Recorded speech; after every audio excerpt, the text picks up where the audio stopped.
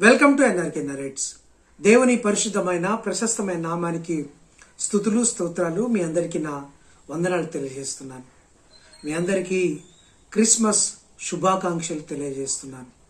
Christmas పండుగ సమీపిస్తున్న ఈ తరుణంలో చాలామంది క్రైస్తవులు, క్రైస్తవ సంఘ నాయకులు, మరి సేవకులు, అలాగే చాలామంది తమ చర్చిల మీద, తమ ఇంటి పైన, లేకపోతే కూడలలో, మరి బజార్లలో స్టార్స్ను పెట్టడం జరుగుతుంది. నక్షత్రాన్ని, చుక్కను వారు పెట్టడం జరుగుతుంది. చాలామంది మందిరం పైన స్టార్ దాన్ని వెలిగిస్తారు. అలాగే వారి ఇంటి పైన కూడా చక్కటి స్టార్ను పెట్టుకొని వాళ్ళు దాన్ని ఒక సంబరంగా చేసుకుంటారు. డిసెంబర్ 25కు ముందు, ఒక నెల రోజుల ముందు, నవంబర్ 25 అంటే ఒక నెల రోజుల ముందు, 25వ తారీఖు, నవంబర్ 25వ తారీఖున మనం స్టార్ డేగా సెలబ్రేట్ చేసుకుంటారు. ఎందుకంటే ఆ రోజు చాలామంది సేవకులు కానీ, చాలామంది క్రైస్తవులు, చాలామంది క్రైస్తవ్యాన్ని పాటించే వాళ్ళు స్టార్ హోస్టింగ్ డేగా దాన్ని సెలబ్రేట్ చేసుకుంటారు. అయితే ఈ స్టార్ పెట్టడం కరెక్ట్, వాక్యానుసారమైన. చాలామంది భావిస్తున్న మాట ఏంటంటే స్టార్ పెట్టడం మంచిది అంటున్నారు. కానీ కొంతమంది ఏమంటున్నారంటే స్టార్ పెట్టడం అనేది అన్య దేవుణ్ణి, అన్య దేవతను ఆరాధించిన దాని కిందకి లెక్కలోకి వస్తుందని చెప్తున్నారు. స్టార్ అనేది మన సింబల్ కాదు, ఇది అన్య దేవతను, అన్య దేవులను ఆరాధించడానికి దీన్ని ఉపయోగిస్తారు. కాబట్టి క్రైస్తవులు ఎవరు స్టార్ పెట్టకూడదు అని అంటున్నారు. స్టార్ని వారి ఇంటి పైన కానీ, మందిరం పైన వెలిగించకూడదు, స్టార్ని ఉంచకూడదు అంటున్నారు. కానీ నిజానికి మనం బైబిల్ గ్రంథాన్ని మనం గమనిస్తే మత్తయి వార్త 2వ అధ్యాయం 1వ వచనం నుంచి 2వ వచనం వరకు అక్కడ నక్షత్రం యొక్క ప్రాముఖ్యత ఉంటుంది. దాన్ని మనం గమనించి ఈరోజు నక్షత్రం అంటే స్టార్, తార మన ఇంటి పైన, మన మందిరం పైన పెట్టాలా వద్దా అనే ఒక కంక్లూజన్లోకి వద్దాం. చాలామంది భావిస్తున్నట్టుగా ఇది అన్యమత ఆరాధన, లేదంటే యేసుక్రీస్తుకు పుట్టిన సందర్భానికి సూచనగా ఉందా, ఇదొక గాస్పల్గా ఉందా, ఈ స్టార్ పెట్టడం వల్ల మనం ఏమి లోకానికి తెలియజేస్తున్నామనే సంగతులు ఈ వీడియోలో మీకు చెప్పడానికి ప్రయత్నం చేస్తున్నాను.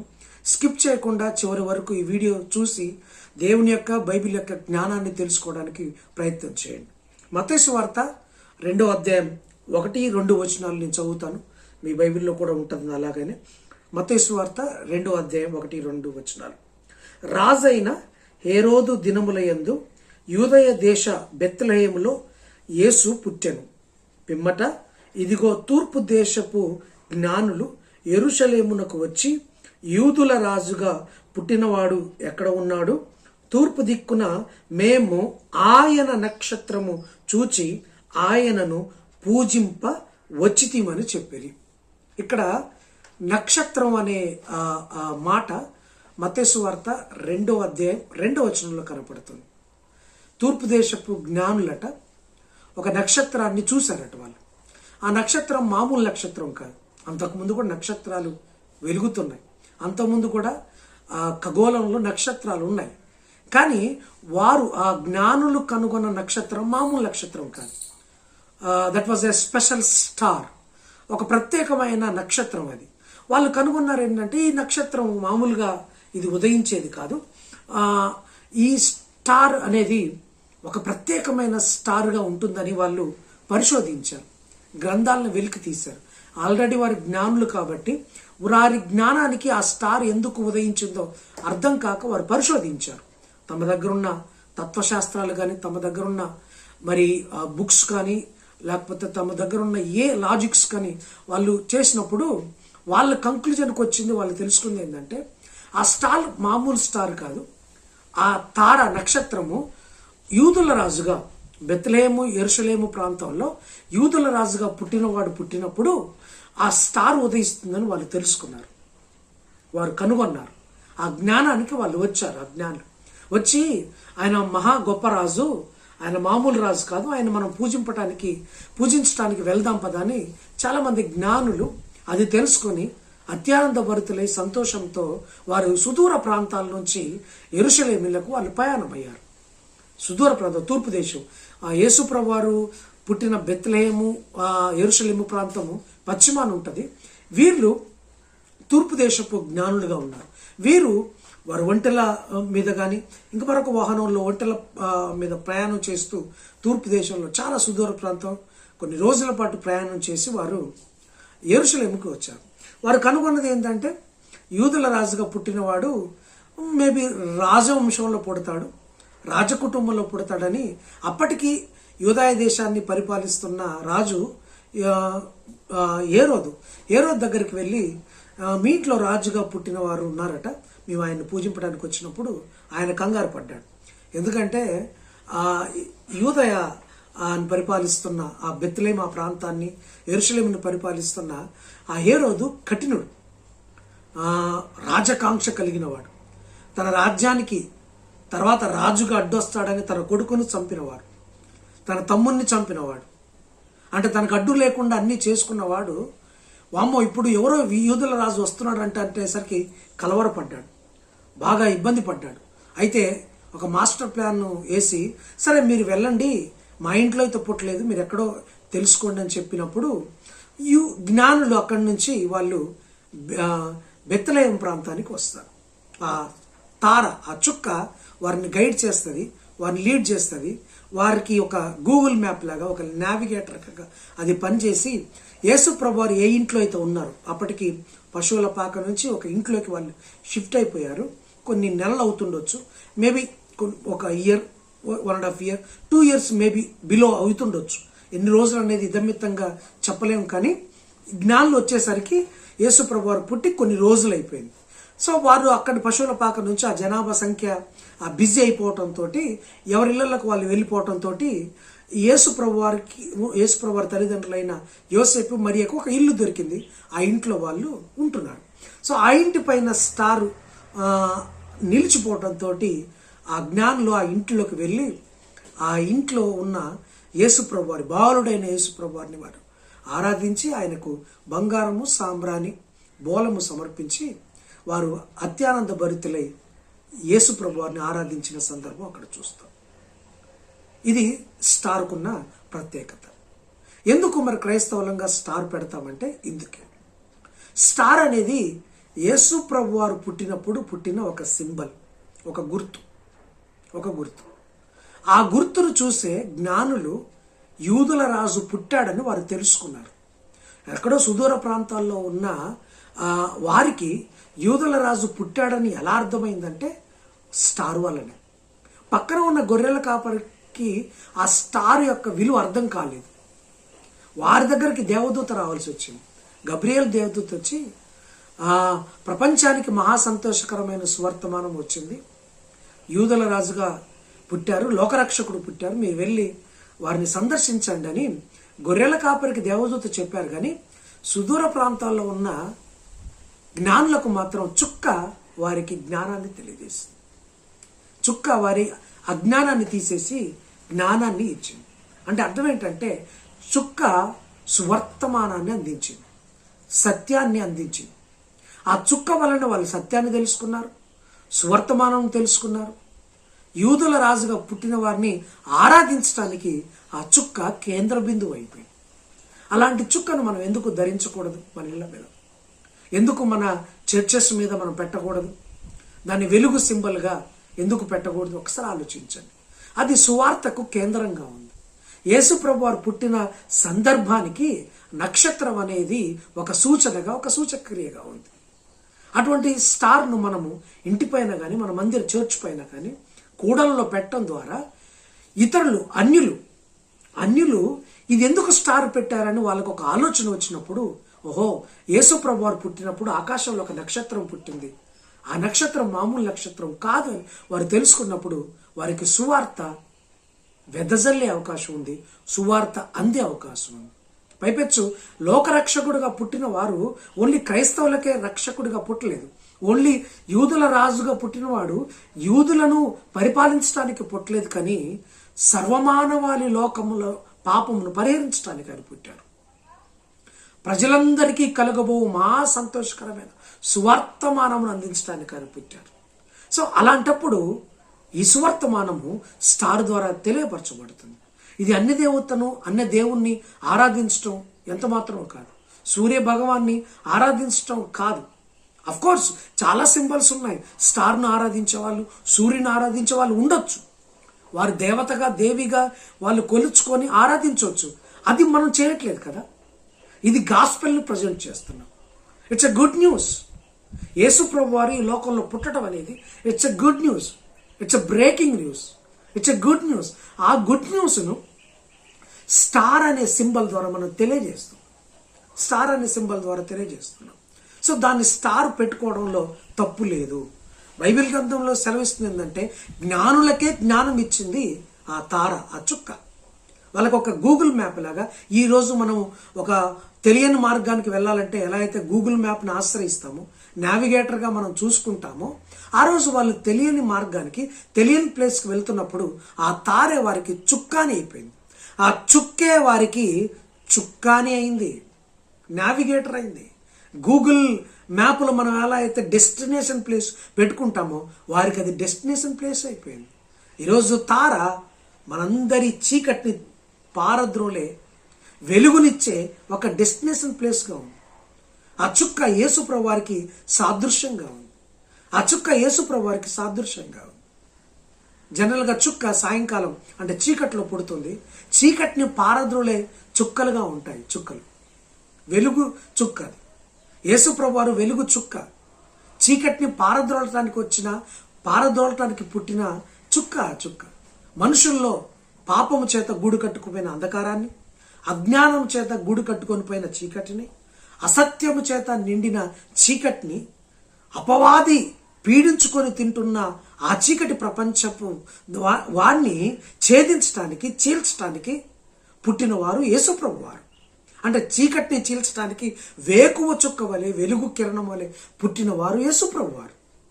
చుక్క చేసేది ఏంటంటే చీకటిని తొలగిస్తుంది. చీకటి అనగా పాపం, చీకటి అనగా లోకం, చీకటి అనగా అజ్ఞానం, చీకటి అనగా అంధకారం, చీకటి అనగా అసత్యం, చీకటి అనగా మూఢనమ్మకం.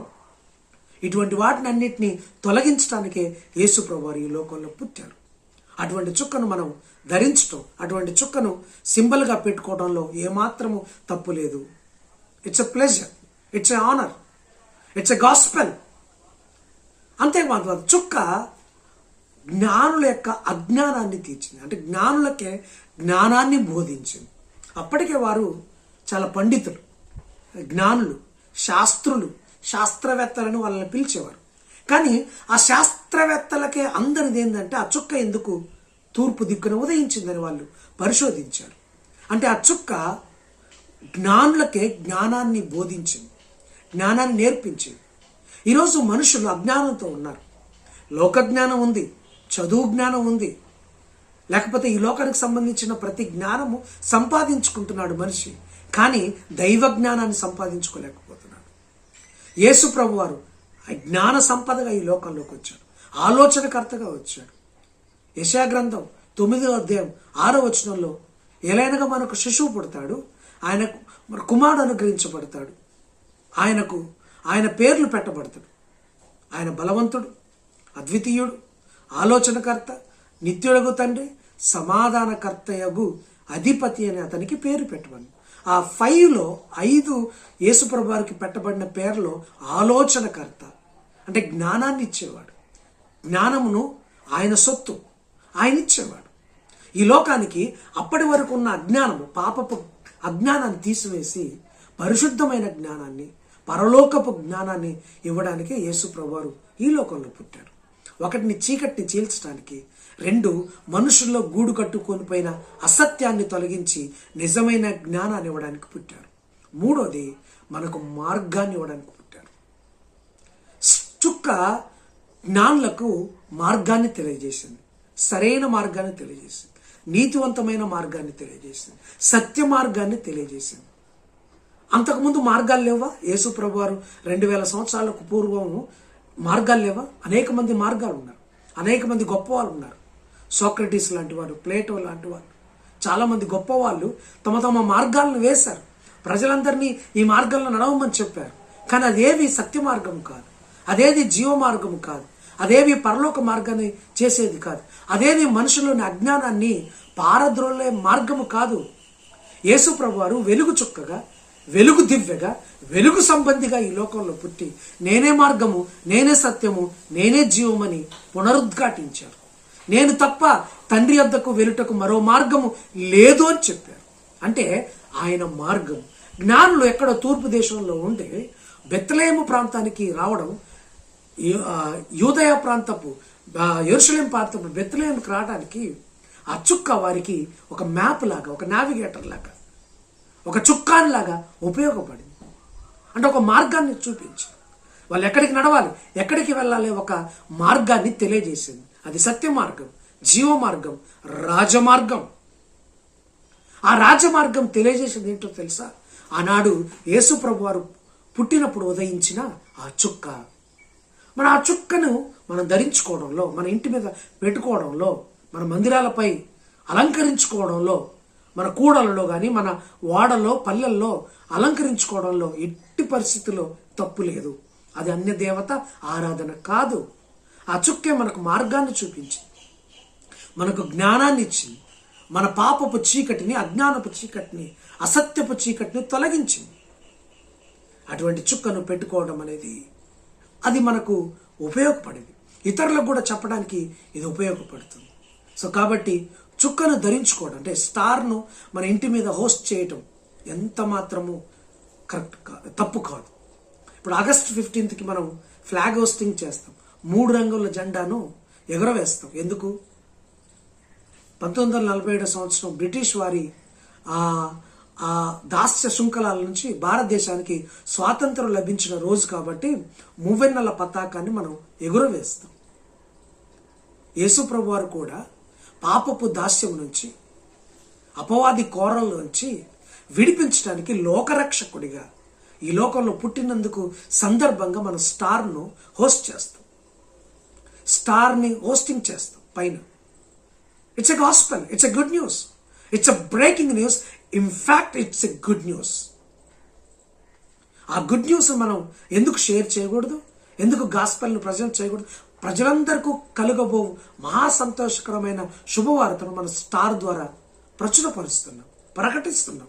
కాబట్టి స్టార్ను పెట్టుకోవడంలో ఎటువంటి తప్పు లేదు. ఇది ఎంత మాత్రం అన్య దేవుళ్ళది, అన్య దేవతల ఆరాధన కాదు.